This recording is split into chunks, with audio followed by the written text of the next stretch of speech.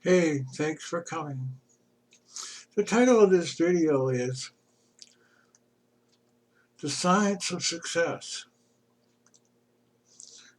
for Today's Reality.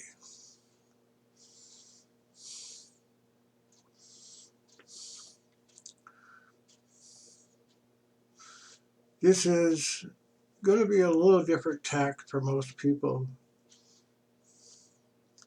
but this video is for you. Well, one of the questions you might ask is, how would I know what I want to be successful at?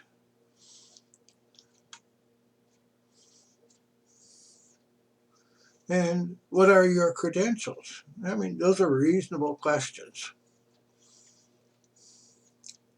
Well, let's start with the first one. I don't need to know you in order to know how to make you successful. And it's not me that makes you successful, it's you.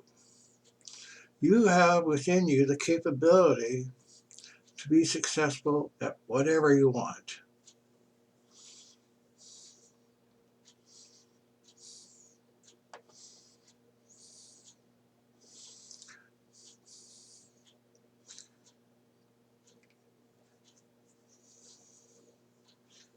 I'm thinking, excuse me just a second.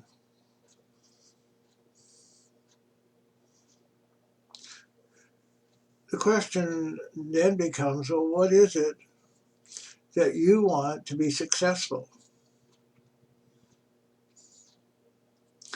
Well, there's a book over 3,000 years old that was put together before there was even writing, called the Yoga Sutras of Patanjali. And the book talks about how to become realized. Now, how could being realized have anything to do with being successful? Somebody might say, I want to be a mayor of a town, and I'm a conservative in a liberal town. How could that possibly be? Well, I'm here to tell you that I know how to be successful, and I have people that are getting successful every day, more and more successful.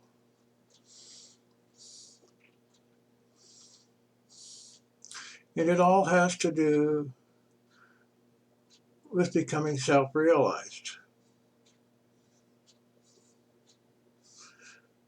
So Patanjali in the first chapter, okay, there's only 4 chapters, it's only 200 lines long, but what a powerhouse of information. In the first chapter he says, okay, you can pray to any god. And then he goes on to say, you can think of a great person that you want to emulate, like Einstein or Michael Jordan,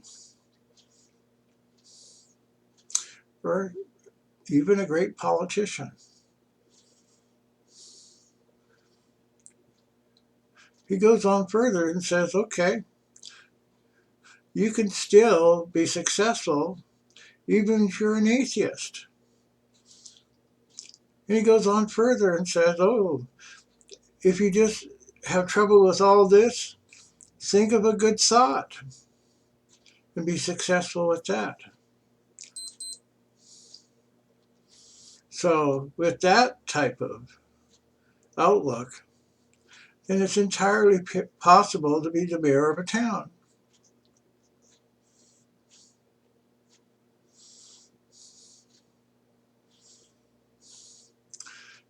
I've been dreading, in a way, having to make this video. because there are people that are going to listen to this and say, okay,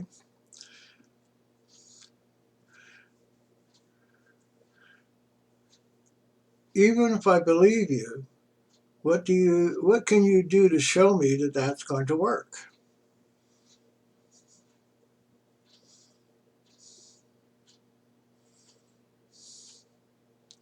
Okay, remember I said this is about you, not about me.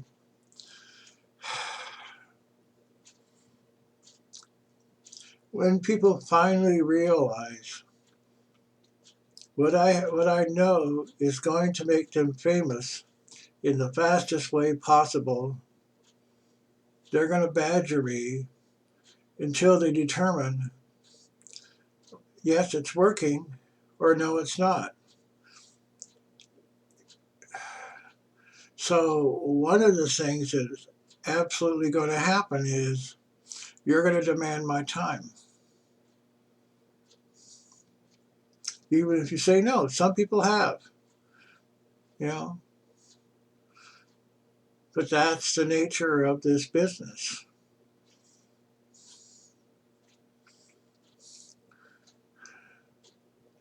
Okay, the second chapter talks about getting prepared for samadhi. The first chapter talks about the types of samadhi.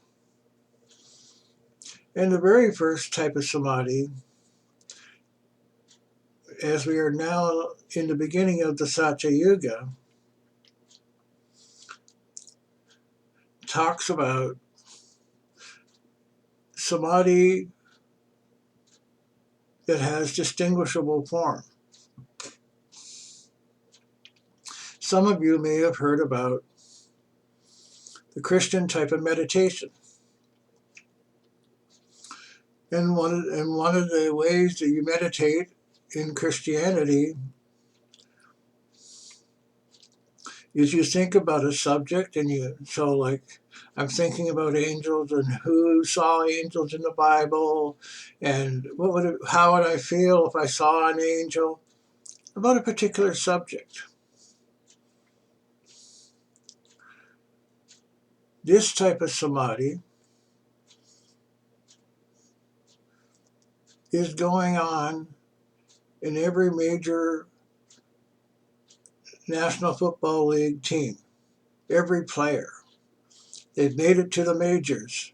Every baseball player made it to the majors. They have had this type of training. Every scientist that has a PhD has this type of training.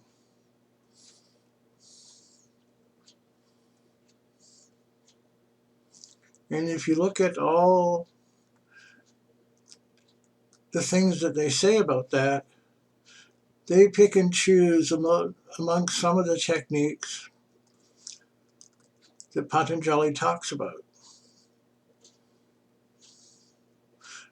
Patanjali talks about some things they don't yet understand, like pranayama, the science of the breath.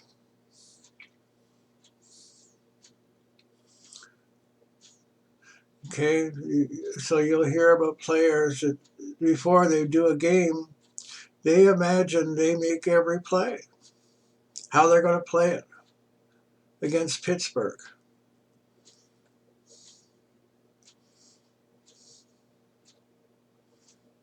But that's the lower samadhi.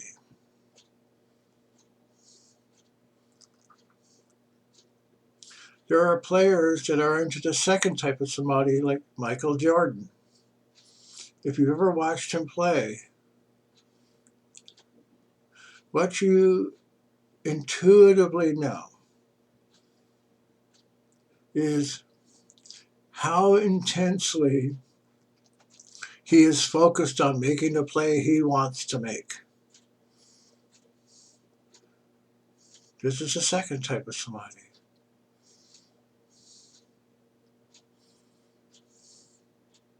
There's a third type of samadhi that all the Buddhist vipassana people try to get to, which is a stream of consciousness samadhi.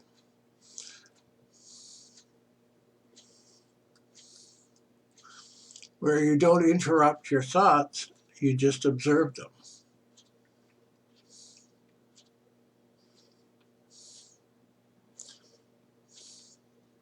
There is a still greater type of samadhi.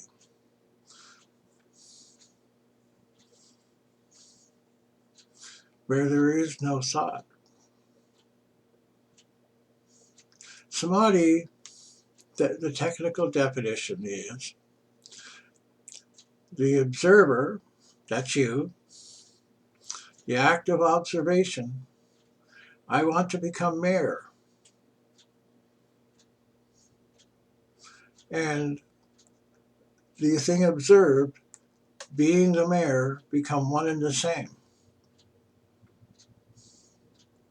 So every person that wants to become mayor and goes out and does all the things that are necessary to become mayor, actually, at the moment of becoming a mayor, is in the third state of samadhi. See,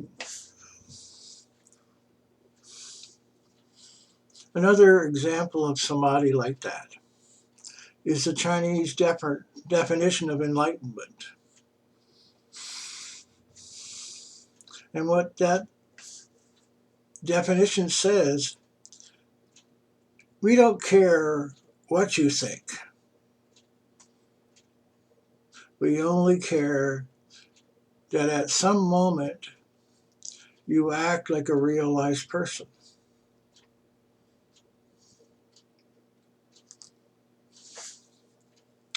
So let me give you an example I often use.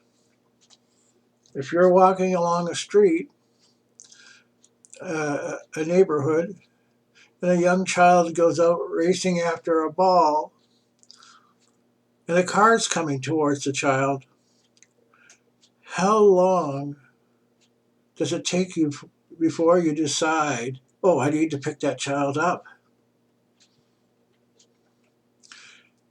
The moment you move into action, you go to get that child, take him out of the street, you are acting exactly as an enlightened being would. So for that moment, you are enlightened.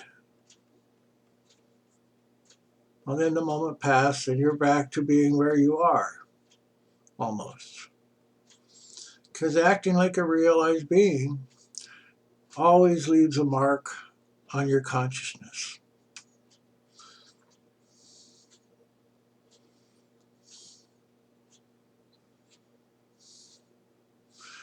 My intention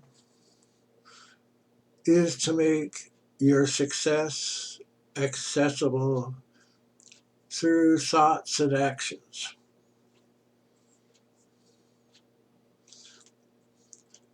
And there's more than one for every situation. You have to shoehorn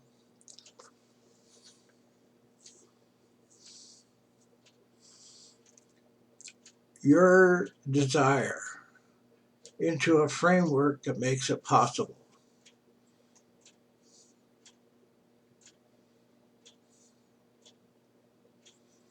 But if you can do that,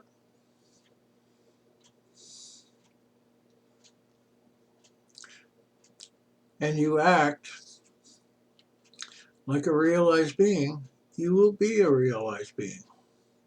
In the Bible, in one of the Beatitudes, Jesus said,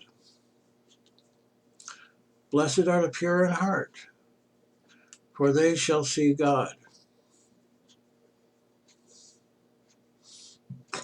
Didn't say which God.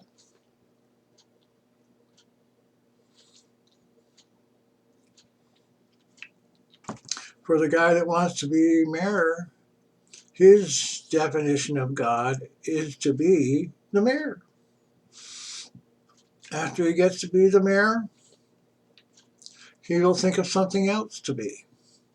State senator, president someday.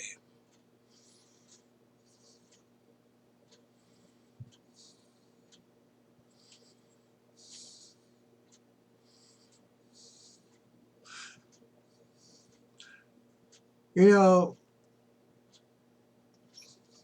We are at a moment in time where this awareness happened again over 5,000 years ago. And before that, at the time of Brahma.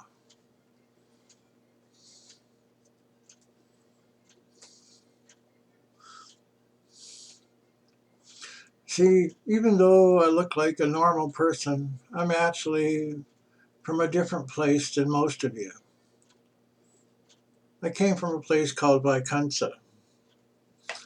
This is just a code word for some of the people that are watching this.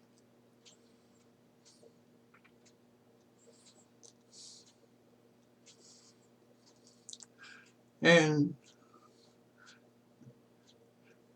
I've been ambivalent about telling people how to be successful, because sometimes you're successful for the wrong reasons, for the wrong thing.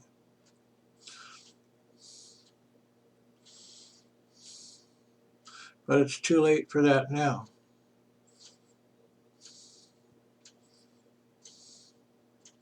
So I've given up my misgivings, and I will show you how to get anything you want,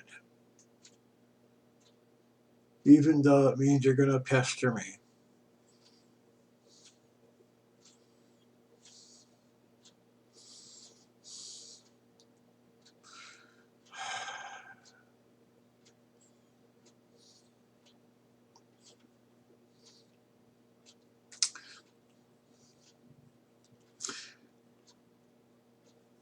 Let me end by saying,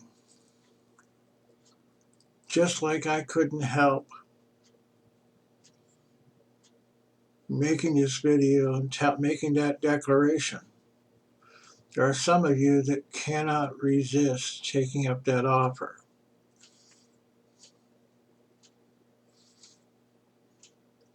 This is the fastest way to get what you want, with the least amount of negative consequences. And that can be demonstrated point by point all the way along.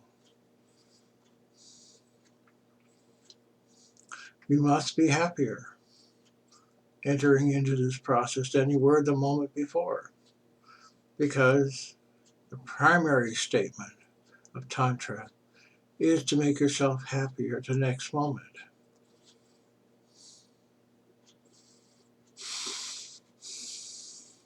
So wanting to be mere, if you apply these principles, makes you happier.